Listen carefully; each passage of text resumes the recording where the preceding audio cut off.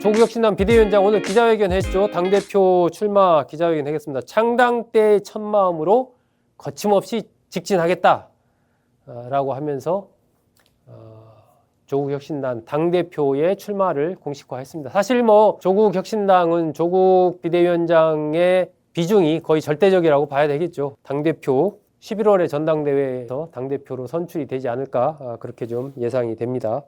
한동훈 전 대표는 지난 27일 날 방송에서 그동안에 몇 차례 인터뷰에서도 밝혔죠. 지방선거에 출마할 생각이 없다 이렇게 밝혔습니다. 여기서 말하는 이제 지방선거라는 것은 이제 광역단체장이라든지 이런 쪽에 출마하지 않겠다라는 그런 의미이죠. 그래서 동시에 이제 그렇다면은 보궐선거에 출마하겠다는 것 아니냐 이런 관측이 많이 불거졌습니다. 측근들 사이에서도 의견이 조금 갈리긴 하지만 대체적으로 보궐선거를 통해서 국회의원이 돼야 되는 것 아니냐 하는 그런 흐름이 좀 훨씬 더 큰 것 같습니다. 자, 이 한동훈 조국, 그런데 왜 두 사람과 관련해서 부산 얘기가 나오는 것일까요? 결국 내년에 이제 6.3 지방선거 때 지방선거와 함께 보궐선거도 여러 곳에서 같이 치러질 가능성이 상당히 큽니다. 현재로서는 강훈식 비서실장 지역 충남 아산이라든지 이재명 대통령 지역 계양을이라든지 이렇게만 확정이 되어 있지만 지금 광역단체장 등에 출마하려고 하는 국회의원들도 여럿 있기 때문에 이들이 이제 후보가 되면 또 의원직 사퇴해야 되고 하니까 그 과정에서 보궐선거 지역이 좀 늘어날 수가 있습니다. 그 중에 하나가 이제 부산인 거죠. 전재수 해양수산부 장관이 민주당 후보로 부산이 시장으로 출마할 가능성이 상당히 크다라고 봐야 되겠죠. 부산 북갑입니다. 부산 북갑 지역. 여기 보궐선거에 한동훈 조국 두 사람이 나설 가능성이 있다. 라고 해서 부산 지역 언론들을 포함해서 여러 이 기사들이 좀 나오고 있습니다. 과연 두 사람의 빅매치는 이루어질 수 있을 것일까요? 일단 부산 정치권에서는 이 전재수 장관의 출마는 기정사실이다 이렇게 보고 있는 분위기이고, 이 전재수 장관이 현재 해양수산부 장관이죠. 이 북갑 지역구, 여기는 민주당 의원으로서는 유일하게 부산에서 현역 의원이 있는 지역이 북갑 지역구입니다. 여기에서 3선을 했죠. 전재수 의원 3선을 한 그런 지역인데 이게 민주당이 현역 의원으로 있기는 하지만 지난 대선 때의 결과 등을 보면 민주당에 그렇다고 엄청 유리한 지역이냐 그렇게 보기도 좀 어렵습니다. 대선 당시 이재명 대통령이 38.8% 이 지역에서 득표를 한 반면에 김문수 당시 후보는 54%를 득표를 했습니다. 15.2% 김문수 후보가 이 북갑 지역에서 더 득표를 했거든요. 그러니까 어떤 이 이른바 밭 개념으로 봤을 때 민주당의 우호적인 그런 곳은 아니다. 전재수 장관의 어떤 개인기, 평판 이런 걸로 상당히 유지해온 그런 지역이다라고 봐야 되겠죠. 그래서 누가 출마하느냐에 따라서 이 상당히 좀 달라질 가능성이 있는 겁니다. 굉장한 거물이 오거나 아니면 정말 지역에서 신망을 많이 얻고 있는 그런 인물이 출마하거나 하지 않으면 민주당으로서는 좀 쉽지 않은 지역구가 또 부산 북갑입니다. 조국 비대위원장은 일단 이 부산 사람이죠. 부산 사람이고 부산에서 여러 차례 부산을 또 방문하기도 했습니다. 사면 복권이 된 이후에 첫 번째로 찾은 곳도 이제 부산이었죠. 부산의 민주공원 8월 24일 날 찾아서 사면 복권 후 첫 행보를 고향에서 시작한다 이렇게 얘기를 하면서 부산과의 관련성, 연고성을 그렇게 부각을 했습니다. 또 이 부산은 노무현 전 대통령의 정치적 고향이고 친문의 어떤 그런 기반이었다라고 봐야 되겠죠. 그 조국 비대위원장은 결국 그 친문의 그 흐름들을 좀 받아 안고 가겠다라는 이제 그런 맥락도 같이 거기 들어있지 않나 싶습니다. 이래서 이제 조국 비대위원장은 부산과의 관련성들이 계속해서 거론이 되는 것이고, 그랬을 때 결국 보궐에 출마를 한다면 북갑, 현재 민주당 지역구가 하니까 민주당 쪽과의 어떤 연대 이런 것들을 통해서 광역단체장 이런 것들을 내지 않고 호남에서 후보를 내고 또 부산 북갑에서 이렇게 출마하고 이런 시나리오가 지금 얘기가 되고 있는 것이죠.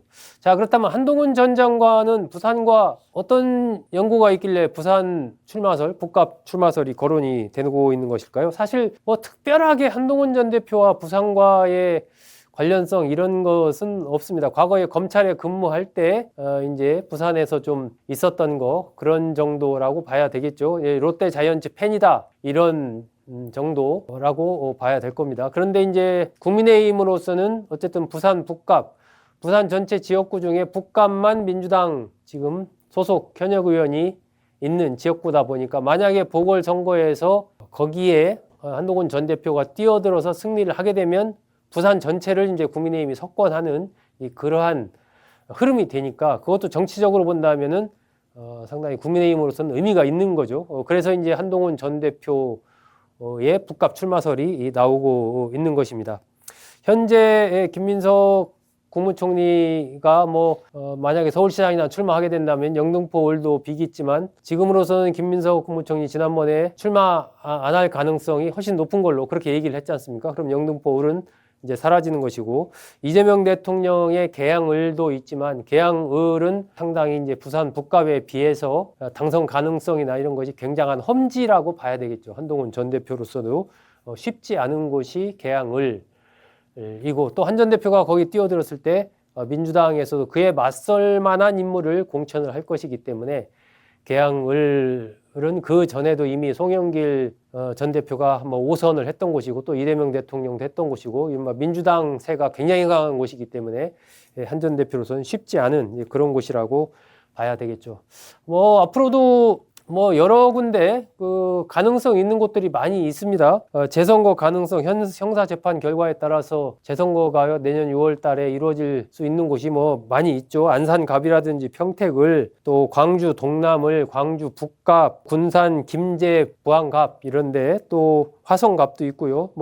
여러 군데 있습니다. 하지만 형사재판 결과가 언제까지 나올지 또 실제적으로 그 결과가 재선거를 치러야 되는 그런 걸로 연결될지 봐야 되는 상황이죠. 그러니까 아마 한동훈 전 대표로서는 조금 시간을 두고 보면서 보궐선거, 재선거가 이루어지는 지역들이 많이 생기고 할 때 그 어느 정도 좀 시간이 지나면서 판단을 하지 않을까 싶습니다. 그러면서 이제 상황을 좀 보겠죠. 현재 한동훈 전 대표 측근들 사이에서도 약간 좀 갈리는 것 같아요. 부산 출마를 둘러싸고 친한계로 분류된 정성국 의원은 누가 봐도 100% 지는 곳에 가라는 건 음모 아니냐 이렇게 얘기를 합니다. 이 북갑 지역구가 험지다라는 거죠. 그리고 한 번도 한 전 대표가 그런 얘기를 한 적이 없다라고 얘기를 합니다. 하지만 또 다른 인사들은 출마해서 거기서 당선한다면 상당히 의미가 있는 것 아니냐 이런 얘기도 하고 있는 거죠. 하지만 이게 어디가 보궐선거, 재선거가 실시되느냐도 물론 중요하지만 또 당 안에서의 이 한동훈 전 대표를 바라보는 시각, 한동훈 전 대표가 과연 공천을 받을 수 있을 것인가? 이것도 굉장히 큰 변수입니다. 지금 이른바 당원 게시판 논란 이것에 대해서 당무감사위에서 조사를 하겠다라고 하는 상황이어서 장동혁 대표도 이거 의지를 갖고 있는 걸로 보이고 그래서 이것에 대해서 조사를 해서 징계를 했을 때 그 징계 결과에 따라서 한동훈 전 대표가 출마를 못할 수도 있거든요. 그런데 이제 어쨌든 국민의힘 안에서도 한동훈 전 대표라는 이러한 인물을 이렇게 출마를 못하는 상황까지 가는 것은 그건 또 아니다 라고 하는 그런 움직임도 있어서 이제 장동혁 대표가 그와 관련된 어떤 선택의 순간이 오겠죠. 어쨌든 당원 게시판 논란 또 장동혁 대표의 이 공천에 대한 생각, 지난번에 당성이 강한 사람, 이길 사람을 하겠다 이런 얘기 했지 않습니까? 그런 맥락에서 또 한동훈 전 대표의 공천을 과연 줄 것인가 이런 부분도 외부적인 환경과 함께 이 내부 국민의힘 안에서의 역학관계도 한동훈 전 대표로서는 굉장히 중요한 그런 상황이 될 수 있겠죠. 어쨌든 내년 6.3 선거 때 부산에서 한동훈, 조국 빅매치가 이루어진다면 아마 이게 전국적인 관심을 끌 겁니다. 이 두 사람의 정치 운명과 관련해서도 상당히 중요한 어떤 그런 선거가 되고 패배한다면 거기서 상당한 정치적인 타격을 한 사람은 입는다라고 이제 봐야 되겠죠.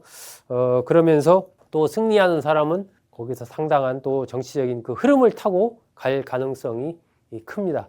과연 두 사람이 부산 북갑에서 맞붙게 될지 아니면 또 다른 지역에서 맞붙게 될지 아니면 따로따로 출마하는 그런 결과를 할지는 아직은 사실 판단하기는 어렵습니다. 하지만 요즘에 부산 북갑과 관련해서 한동훈 전 대표 주변에서도 그런 얘기들이 조금 나오고 있고 조국 비대위원장 주변에서도 관련해서도 관측과 관련해서 그런 얘기가 나오고 해서 이제 북갑이라는 지역을 중심으로 두 사람이 맞붙을 가능성들이 좀 거론이 되고 있고 언론에서 보도가 조금씩 나오고 있어서 한번 정리를 해봤습니다.